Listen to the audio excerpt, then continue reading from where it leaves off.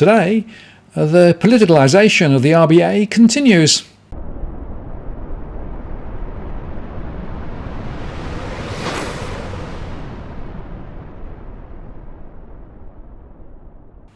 Hello again, it's Martin North from Digital Finance Analytics. Welcome to this post covering finance and problem news with a distinctively Australian flavour.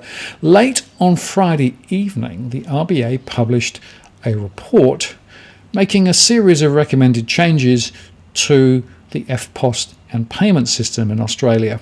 Now, it's a pretty boring read, but buried away within it, there's a section relating to the buy now, pay later market. Now, of course, I made a show some time ago to highlight the fact that in the UK, the buy now, pay later sector is regarded there now as lending and therefore have obligations under the responsible lending obligations equivalents in the UK. In other words, buy now, pay later is a credit product. Now, of course, in Australia, we're not so lucky. We have a very weak industry-led code of practice, which is relatively meaningless. And of course, all of the buy now, pay lender operators here continue to argue that they have nothing to do with credit whatsoever. Now, I was going to write a section more specifically about what the RBA said, but then I discovered that Michael Pascoe had beaten me to it in the New Daily. So I want to share with you what he said, because actually he's nailed the points perfectly and I couldn't do any better. So he started out by saying, after generations of Australian central bankers fought the good fight to attain a large degree of independence and a reputation for integrity, it's sad to see the RBA forsake its principles under a whiff of political pressure. On Friday, the traditional day for taking out the garbage, the RBA went with the political flow and quietly confirmed it will continue to protect the multi-billion-dollar buy now, pay later, or BNPL, industry from competitive neutrality. If it's a choice between Afterpay, the $27 billion stock market darling, and small merchants being slugged 6%, the Reserve Bank of Australia stands with Afterpay and its buy now, pay later peers that now include the Commonwealth Bank of Australia.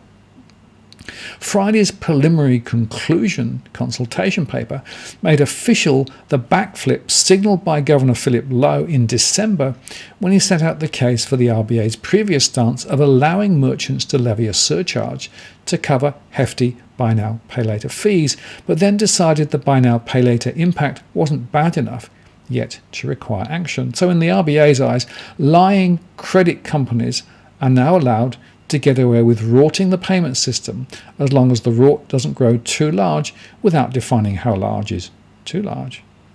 So as long as the bus crash is small and not too many are injured, the RBA says it's okay with the bus being driven without brakes. And Afterpay and its peers do lie. They claim not to be credit providers.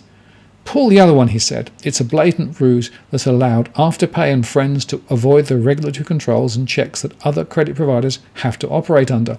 When ASIC also sniffed the political wind and rolled over for buy now, pay later in November, Financial Counselling Australia CEO Fiona Guthrie said to the New Daily, it looks like a duck and quacks like a duck. It's a duck. Buy now, pay later is credit and should be regulated like other credit products. As reported at the time, ASIC and the RBA are going soft on buy now, pay later, and it's a feather in the cap for the government wanting less regulation for the for-profit finance sector, a push led by Treasurer Josh Frydenberg and fintech cheerleaders Senator Andrew Bragg.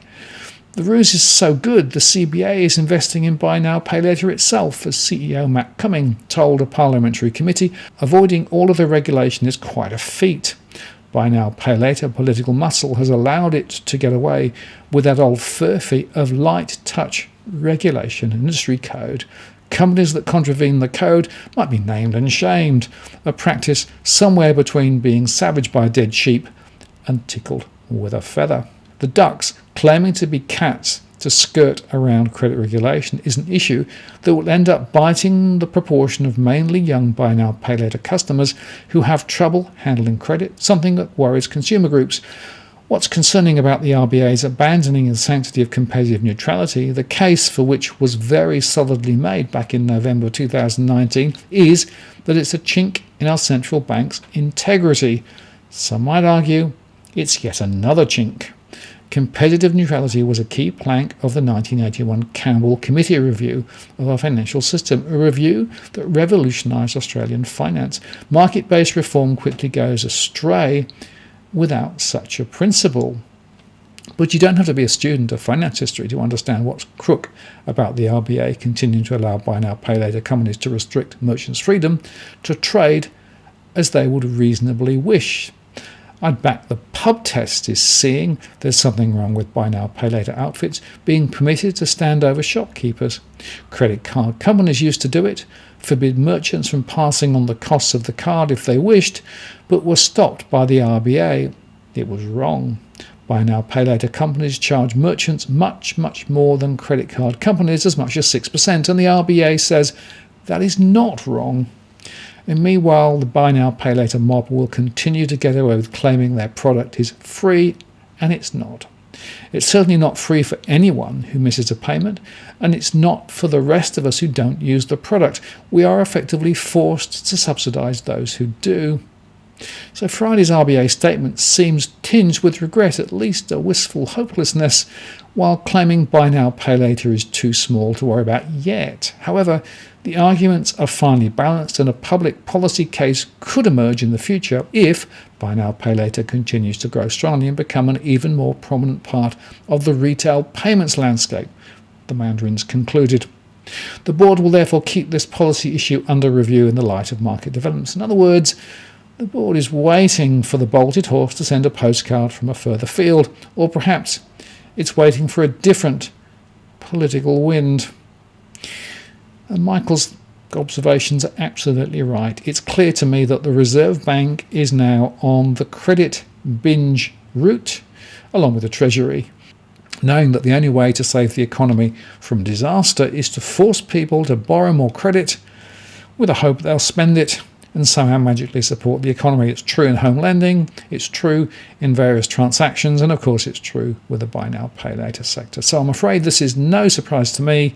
It goes to form, but to me it highlights the fact that the RBA is becoming more and more politicised, less and less independent, and is failing completely to do its job.